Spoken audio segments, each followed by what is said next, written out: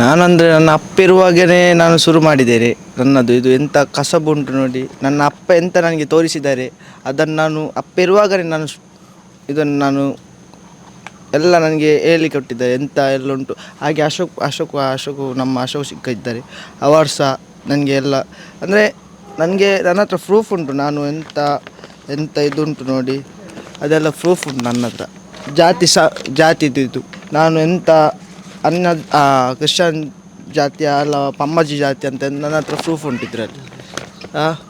ನಾನು ಅವರು ಎಂತ ಹೇಳಿದ್ದಾರೆ ಮೊನ್ನೆ ಅಂದರೆ ಹೀಗೆ ನಾನು ಕ್ರಿಶ್ಚಿಯನ್ ಸಮುದಾಯ ಅಂತ. ನಾನು ಕ್ರಿಶ್ಚಿಯನ್ ಸಮುದಾಯ ಅಲ್ಲ, ನಾನು ಪ್ಯೂರ್ ನಾನು ಪಮ್ಮತ. ನಾನು ಪ್ರೂಫ್ ಬೇಕು ನನಗೆ. ಅಂದರೆ ಅವರು ಹೀಗೆ ಹೇಳಿದಾರಲ್ಲ ಪ್ರೂಫ್ ನನಗೆ. ಹೀಗೆ ನಾವು ಕ್ರಿಶ್ಚಿಯನ್ ಅಂತ ಅವರು ನನಗೆ ಪ್ರೂಫ್ ತೋರಿಸ್ಲಿ. ಅದೇ ನನಗೆ ಅವರ ಪರಿಚಯನೇ ಇಲ್ಲ ನನಗೆ.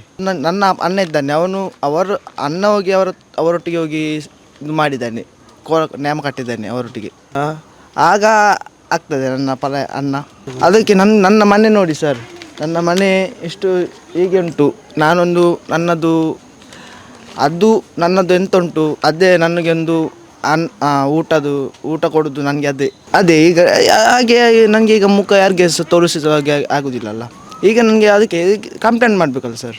ಅವರಿಗೆಲ್ಲ ಗೊತ್ತುಂಟಲ್ಲ, ನನ್ನ ಮನೆ ಆಚೆ ಎಲ್ಲರಿಗೆ ಸಹ ಗೊತ್ತುಂಟು ನಾನು ಎಂತ ಕ್ರಿಶ್ಚಿಯನ ಹಿಂದೂ ಎಂತ ಅಂತ ಎಲ್ಲರಿಗೆ ಗೊತ್ತುಂಟಲ್ಲ.